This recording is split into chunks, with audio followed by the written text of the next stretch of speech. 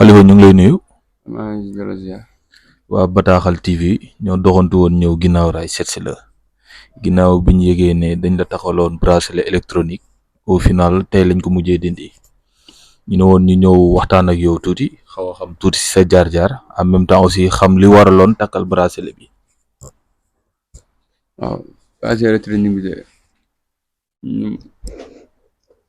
ñu ma ko takkaloon le 31 juillet dama jàpp. dama jàpp le 31 juillet ñu yóbbu ma brigade bu Thiaroye. mais boobu manifestation amul nag te damaa ñëw bu nëpp gi gis amataal xaw a bari mais ñu dimbali man maa doon dimbali sax am beneen boy moo fekk ndeysaan moom tam mu ñëw ak xol bi rafetam la ñoo tam di si jàpp. boo mu ñëwee di si jàpp noonu ndeysaan ñu créé foofu benn rond point teg table créé rond point noonu pour oto di ko wër di jàll pour mu bañ a créé embouteillage. par la suite si policier bi ñëwee gendarme sax oto gendarme moom moo ñëw seen oto yu mag yi ñoo ñëw. bu mu ñëwee maa ngi dégg oto bi mu ngi ñëw maa ngi dégg wii moom di ñëw bu baax mais taw maa taxaw dafa ñëw sax maa ñëw ba ci moom ne ko waaw saa loolu def ni ma ne ko embouteillage moo xaw a bari ñii de laay dimbali moo tax. rek mu ne ma yéen da ngeen manifesté wu ma ne ko fii ku may manifesté wu sama booy da ngay manifesté wu seen gars yi jël leen kii ngeen dugal ko gars yi hésité mu leen jàpp leen kii ngeen dugal ko gars yi ci sama loxo na ma booy dugal ma dugal ma toog suuf ma toogee taxaw après ñoom ñu yóbbu ñu brigade bu Thiaroye brigade bu Thiaroye. yow biñ lay jàpp buntu Pikine instant yooyu noonu nga ne yaa ngi defar circulation bi amul woon jaaykat yi fa nekkoon biñ lay jàpp dugal la si oto bi aussi ñooñu defuñu intervention. amoon pour ne leen kii du manifestant circulation bi la doon defar ak yooyu. am na ñu leen ko wax foofu noonu. am na maire bu ñëw si naan sama doom nan lay wax maire bi. jàllal fële demal jóge fi parce que maire xam na ne man du ma doon def circulation moom xam na ko sax. ñu bëri xam nañ ko man doo koy càccag yi xam nañ ma bu baax. ñu xam nañ ma bu baax man buñ Pikine laay dama fay taxaw sax mu des fois ma taxaw poste Thiaroye mais li may taxaw poste Thiaroye moo ëpp. mais am na ku la ñëw sax mais dañ ko dàkk. parce que policier parce que gendarme bi ñu taxee duñu leen mën a may kan pour nga wax ak ñoom. léegi nag kooku ñëw ñu dàkk ko affaire noonu gars yi taxaw di wax gars yi commencé commentaire mais man ba ma jàppee yóbbu ma brigade bu Thiaroye. mais foofu seen kii bi seen kaso bi maanaam fu ñu denc gars yi. baaxul dafa xaw a salte. voilà foofu dafa xaw a salte trop dafa lëndëm ci biir. boo amee fa benn aération bu ndaw mooy nekk ci kaw. aération bi boo jàpp ne wu yéeg doo gis ci biti. léegi nag fa lañ jàpp beneen booy fa lañ ko dugal. mais man kenn dugalu ma fa. parce que man dañ maa xam ne sama bët day métti. te benn may jàpp. sama tuufaay mi ngi si man sama chargeur mi ngi si man sama téléphone mi ngi si man. waaw xam nga kuy manifester du yóbbaale chargeur téléphone ak tuufaayam yoon xam nga kuy manifester du ko def. malheureusement sax jour boobu noonu sax manifestation amu fa malheureusement manifestation sax dafa amul. gars yi taal ñu pneu amul dara ñëpp mu ngi liggéey seen liggéey ñi ñaa ngi dox di dem. journée boobu oto bi nga nekkoon bi weesoo yàgg ki nga nekkaloon nga ne yéen ñaar lañ jàppandoo amul keneen koo xamante ne gis ngeen ko ñu jàpp ko dugal ko ci oto bi. waaw am na keneen ku ñu jàpp dugal oto mais kooku. da doon photo oto policier bi. waaw si ay waxam moom nee na da doon photo oto policier bi ngir fu mu doon dem wax leen ay monument ñoo yu kenn xamul. moom loolu la lay jour boobu lañ ko bàyyi. kooku nag moom laa ci sama numéro xarit bi Idi moom mu génn woon ma Idi doo ko woo si waa ñu informé ko ñu doog a ñëw. si waa bi ñëwee mooy leen nag man dama feebar mais ñoom ba tey xamuñu ne man amoon naa ay kayit fii. ma leen wax de wala demee sama néeg ba ma ubbee sama bataan am na kii cartable bi fa nekk sama kayit yi am foofu ngeen kii doon ngeen andil ma ko bu génn ñu andi kayit yi mais andi kayit yi gars yi liir kayit yi xool.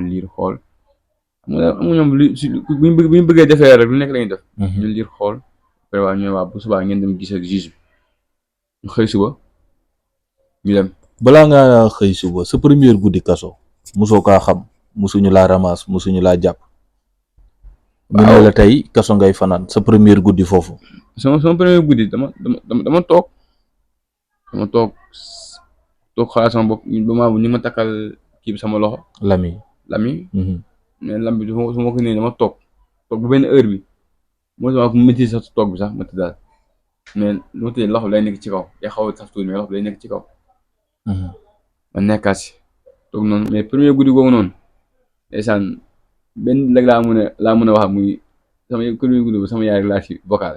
téléphone ndeysaan moo ko waxee na ko man faa laa koy wax sax man faa laa koy ma ko waxee ma ko faa jàpp nañ ma de mais man defuma dara affaire yooyu noonu waaye nag sant yàlla xëy na lii yàlla suñu borom lu mu kii la lu mu bind la si man mais defuma dara waaye jàpp nañ ma affaire yooyu noonu mu ne ma waaw ah yàlla baax na affaire yooyu noonu mais sama yaay ba mu ne yàlla baax na rek man mënutuma woon téye sama bopp foofu noonu dama doon jooy rek ndeysaan dama doon jooy rek mu jigi mais dama toog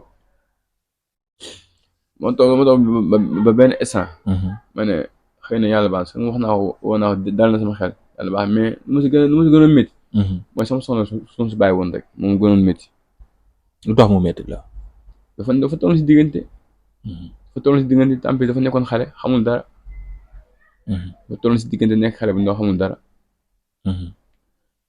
boobu ba may jàpp parce que 31 juillet mois d'août la woon si mois d'août la woon accouché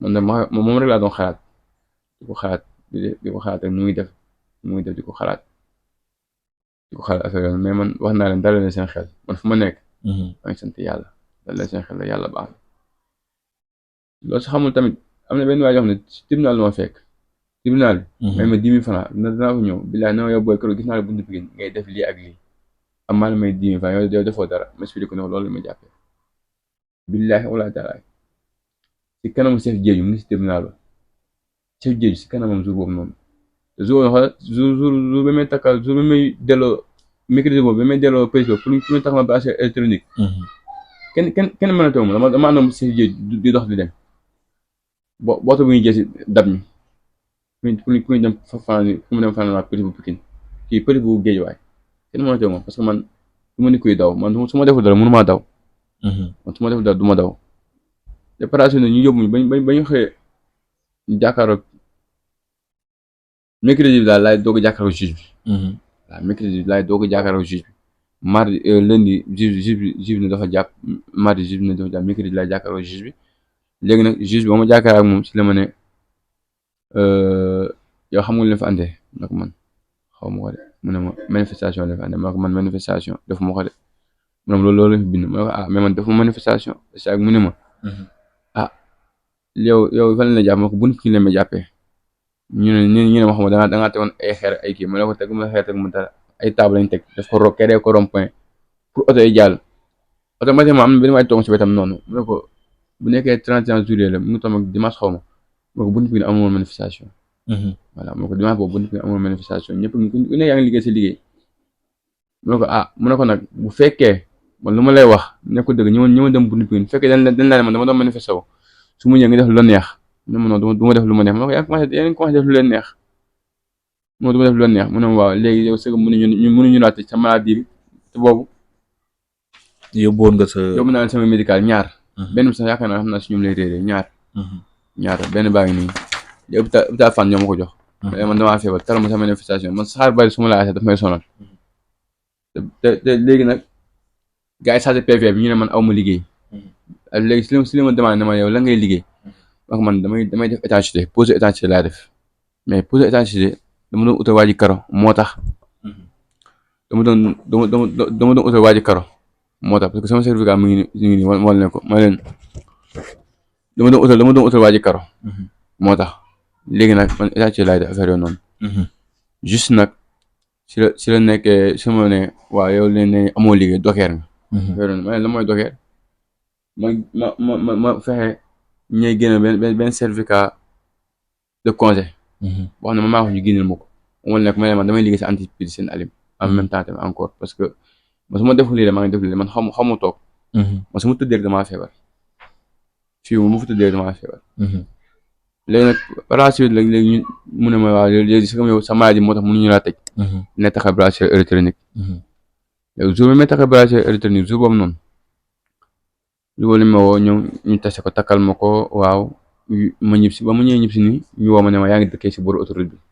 ma leen waaw ñu ne minuit na la fekk sa kër ma leen waaw des fois 23 heures ñu woo ma donc foo nekk mais maa ngi dugg sama kër nii waaw ma nekk ci ma dund ko pendant 4 mois mu métti man 4 mois yi dafa métti trop ci man parce que. bracelet yi xatoon na ci yow yaa ngi ci doon sentir à l'aise boo doon génn di liggéey di dox say soxla wala. boobu métti woon na ci yow. xam nga kañ laa gëj a sol taux bi gàtt. jour bi ma taxalee bracelet laa gëj a sol taux bi sort taux bi guddal ngay sol parce que day ñëw ba fii dama doon commencé gaañ sax yëpp moo xoolee sama tànk yi. dafa dem ba marqué yëpp moo xoolee sama tànk yi man lii parce que danaa ñëw ba fii quoi da nga koy xëcc. boo xëccee ni day ñëw ba fii nga sentir ko ak affaire bi nga koy sentiree boo sentiree. baax na léegi nag du wàcc. mais bu wàccee ni dalay gaañ te man dama nekk nit keese. am ñu bari takk naa ko yi xamuñu sa takk naa ko. wala xamuñu takk naa ko mais dama doon dem ak moom di xëy ak moom di sang ak moom di liggéey ak moom di tëdd ak moom. mosulaa gaañ mosoo see sentir loo xamante ne nii. tey gaañ kay def na foog nga woo leen ne leen foog ñu dindi la bracelet bi wala dara. mosoo salit aussi woo leen ne leen nañ ñëw dindi bracelet bi. non mosuma salit mais gaañ def na ma premier 4 mois yi gaañ def na ma ko mais par la suite dama dem ba benn instant. nga miin ko. ma ignoré leen sax. ba démb ma woy na ma ñëw ñu teg ko. su ma neexoon automatiquement damay daw ñu yor naa sama bët. mais jaru ko waaye nag am baabu suul loolu su ma xëyee. ma demandé si fu may liggéeyee su ma xëyee ma dem fa. léegi nag ba mu xëyee tey laa fa dem ñu tekkal ma ko. mais ba mu tekkal ne ma ko ba pare jox ñu ma kayit ma signal. xamoo ndax liberté provisoire lañ la bàyyi xamoo ndax liberté définitive nga am. man dama ñoom daal ñëw na ñu ne la tekkil nañ la sa bracelet demal. loolu mooy am allo Khalifa Sène waaw ñëw ñu tekkal bracelet bi ñëw naa toog naa balance nañ ko tekk nañ ko demal. dem naa amul kayit ma signé. amul dara amul suivi amul dara. xaw ma man gendarme bi rek laay wax man dama koy bàyyi yàlla suñu borom. voilà gendarme boobu mu koy bàyyi yàlla suñu borom xëy na sax mu may gis de man du ma romb man sama mbër du ma romb gendarme te yóbbaale ma ko. mais dama dem ba commencé am ranke si sama diggante ñoom mais mujj gi. damay naan du ko sax jaar. ndax yow jamonoy manifestation yi da nga bokkoon ci parti politique. man musuma bokk ci parti politique. musoo bokk Pastef musoo bokk benn parti. musuma kaa xam sax. man lu sax dugg si yooyu. waaw musuma see dugg. sa digganteeg Ousmane Sonko. xaw ma ko sax. xaw ma Ousmane Sonko xaw ma keneen ak keneen. mais xam fa laa xamee bañ ma jàppee laa xam.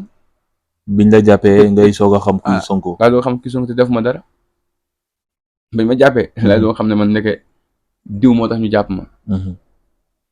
mais diw moom tamit yàlla baax na laay wax. yàlla baax na moom tam fu mu nekk yàlla na ko suñu borom jëlee rek ci barke Seydina Mohamed. ak ñoom fa fekk ñëpp. voilà. Sénégal nekkoon ci ay xat-xat nekkoon ci fitna loo leen di ñaanal ak sa mot de la fin. waaw ak looy wax autorité yi.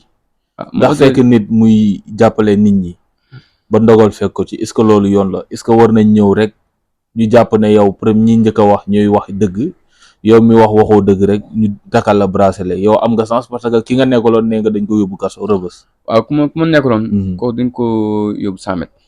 kooku yaakaar naa moom tamit am na fa ay 8 mois xam 6 mois moom février bi la génn. waaw léegi nag man. lu may ñaan mooy nit ki boo ko jàppee. bala nga xaa yóbbu fi nga ko jàppee. laajteel ña fa nekk ba pare. amaan doo juum. mais soo laajtewul ña fa nekk rek si juum si nga jëm. te man dama nit koo xam ne wax naa la du ko wax ñëpp ma xàmmee. moo tax du ma dugg si ñaax fay la des fois damay taal sama live parce que ay 500 quelques personnes wala ay 200 personnes dañuy taxaw di ma déglu lu may wax. to du ma manque de respect doomu aadama moo tax keroog boo waaj ñëwee taxaw ak fenn ak oto bi. daw ma dama taxaw wax ko lu ma doon def parce que man su ma deful daal du ma daw. mais bu fekkoon su ma xamoon ne lii la may jural. du ma fa taxaw damay dem parce que sonal naa ñu bari sonal naa sama yaay sonal naa sama ay mbokk sonal naa sama soxna amal naa ko parce que loolu rek moom ma si gën a marqué wax sama yaay bu ma dégg loolu rek moom si gën a marqué parce que xale bu ndaw nga bàyyi ko si kër. fii moom kay mooy fanaan appartement bi moo fanaan moom kay mooy fanaan. suñu kër nga fële man damaa liggéey fii rek. parce que dama teel a jël sama yoonu bopp. dama teel a tamit xam lu ma bëgg moo tax. parce que jeune moom boo nekkee da nga teel xam lu bëgg. loolu rek tax ma génn ñëw nekk sama dëkkuwaay fii ma liggéey fii nii su heure añ jotee ma dem suñu kër ma añ.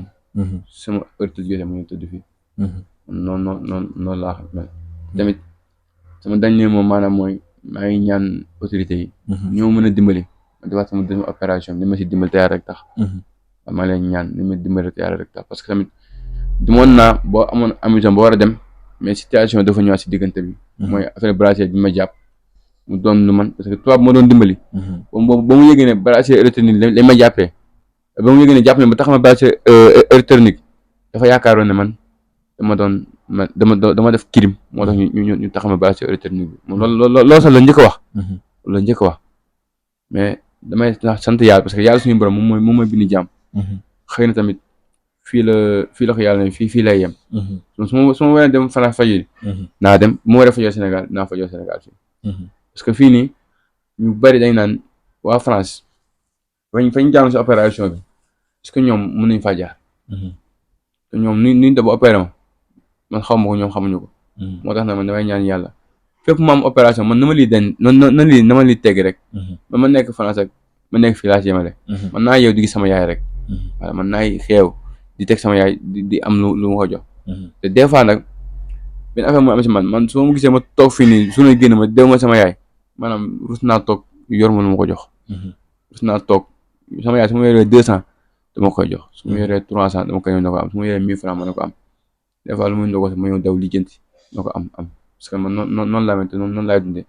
sama papa tamit loolu la ma jàngal man sama papa gaañoo ba tey yaa fuus ma te damay toog lijjanti.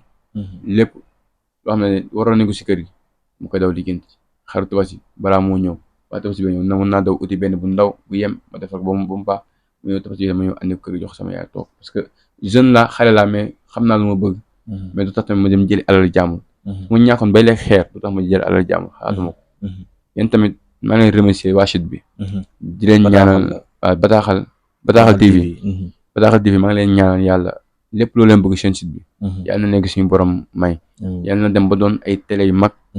yàlla na dem ba doon ay télé yu mag. barke Seydina Muhammad. yéen jeunes yi tam yéen ñi si nekk. gën leen a góorgóorlu. ngeen gën a jàpp li nga xam ne yoonu ndaw la. du gaaw. yoonu ndaw da nga xuus rek di daj ay dëj. mais au total day neex. lu mu sa nakari dana neex. yàlla na leen yàlla may seen site bopp. ngeen dem ba doon ay télé. te wàññi boo leen gis si benn la tàmbalee. voilà ñu gën a góorgóorlu rek. yooyu ñu ngi lay jaajëfal parce que yombul ñu dindi bracelet bi nga accordé ñu émission bu toll nii ñu ngi la siy jaajëfal aussi di wax ne bon yàlla baax na ndax nit moom comme ni nga ko waxee léegi suñu borom la ñuy teg lépp. mooy borom lépp moo mun lépp. dañuy jàpp ne buñ ko dugalee autorités yeeg ñi nga xamante ne nii ay borom doole lañ. dinañ dégg sa kàddu ku la si bëgg a jàppale aussi dinañ si def seen numéro incha allah rabbi ku la si bëgg a jàppale wala direct dégganteeg yow jàppale la te yàlla rek a tax. baax na man léegi après man naa am numéro bu ma leen jox boo xam ne nekkul sama numéro mais sama grand moom mooy gérer loolu. incha allah moom moo koy mën a gérer parce que amuñu beneen yaakaar ne yow xaar bi nekkee si yow da nga si fas yéene sol wala ñu gis la ngay sol ñu yaakaar ne si xaar ba noonu la. wala ñu gis la nga yor lu baax ñu yaakaar si xaar ba noonu nga ko jëlee. moo tax na man du ma bëgg sax mu ñëw si sama compte. naa leen jox benn numéro doon su mën a dimbali moom ngeen envoyé ko. incha allah moom dina ma wax. incha allah liggéey laa gëm. ak jaamu yàlla. ndeysaan loolu rek laa gën a. dina baax bu neexee yàlla baax. jërëjëf Khalifa. jërëjëf merci.